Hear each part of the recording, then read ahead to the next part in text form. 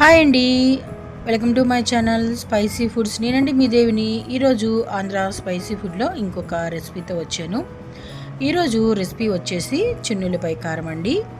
ఈ కారం వచ్చేసి దోశ పైన ఇలా కారం చల్లుకొని కొద్దిగా నెయ్యి వేసుకొని దోశ వేసుకున్నా బాగుంటుంది. అలాగే వేడి అన్నంలో ఈ చిన్నులపై కారం వేసుకొని కొద్దిగా నెయ్యి వేసుకొని తిన్నా బాగుంటుంది. అలాగే ఆలూ ఫ్రై, అలాగే బెండకాయ ఫ్రై చాలా రకాలుగా ఉపయోగించుకోవచ్చండి ఈ చున్నులపై కారం అనేది.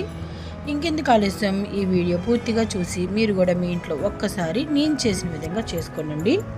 ముందుగా ఒక బౌల్లోకి చున్నులపాయలు తీసుకున్నాను. ఆ తర్వాత కొద్దిగా ఎండుమిరపకాయలు కూడా తీసుకున్నానండి. కొద్దిగా రాళ్ళుప్పు, మనం కారం ఎంత తీసుకున్నామో దాని తగ్గట్టు ఉప్పు తీసుకున్నాను. అలాగే ఎండుమిరపకాయల కారం కూడా తీసుకున్నాను. కొద్దిగా జీలకర్ర కూడా తీసుకొని ఇవన్నీ ఒక మిక్సీ బౌల్లో వేసుకొని మెత్తగా అనేది పౌడర్ అనేది చేసుకోవాలన్నమాట.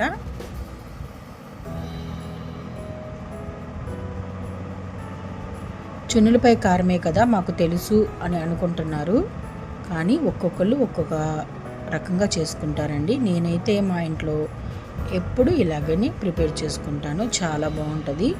పైన ఇలా ఎండుమిరపకాయలు వేయడం వల్ల కొంచెం బరగ్గా మనకి దోశల్లోకి అలాగే చట్నీలో కూడా చాలా బాగుంటుందండి.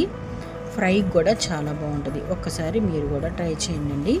ఇదంతా నేను ఒక సర్వింగ్ బౌల్లో తీసుకొని సర్వ్ చేసుకుంటున్నాను. ఇప్పుడైతే నేను వంకాయ ఎగురులోకి ఈ చున్నులపై కారం అనేది ఇప్పుడు వాడుతున్నానండి.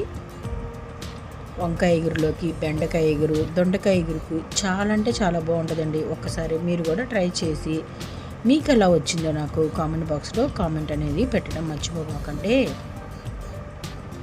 నేనైతే ఈరోజు వంకాయ ఎగురు వేసుకున్నానండి. ఇప్పుడు ఈ కారాన్ని నేను ఈ వంకాయ ఎగురులో వేస్తున్నాను. టేస్ట్ అయితే చాలా అంటే చాలా బాగుందండి. అసలు ఒక్కసారి మీరు కూడా ట్రై చేయండి.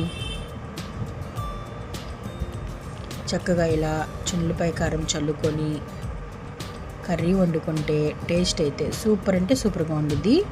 మీకు కనుక నా వీడియో నచ్చినట్టయితే లైక్ చేయండి, షేర్ చేయండి, మీ ఫ్రెండ్స్కి నా వీడియోని ఫార్వర్డ్ చేయండి. ఓకే అండి, బాయ్. ఇంకొక వంటతో మీ ముందుకు వస్తుంది మీ దేవి.